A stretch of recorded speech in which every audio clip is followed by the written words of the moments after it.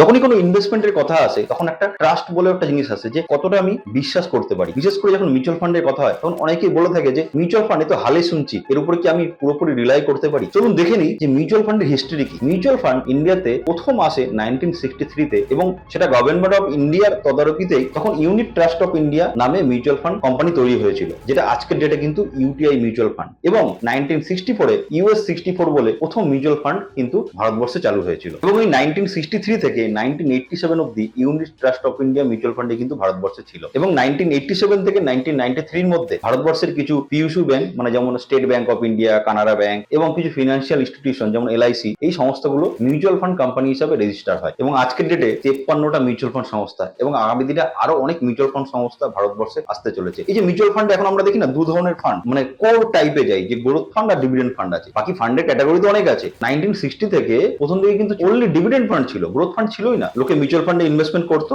ডিভিডেন্ডের check বাড়িতে আসতো। আর 1990 সাল থেকে গ্রোথ ফান্ড আসে এবং এই গ্রোথ ফান্ড আসার পরে এখন সব থেকে বেশি গ্রোথ ফান্ডেই লোকে ইনভেস্টমেন্ট করে।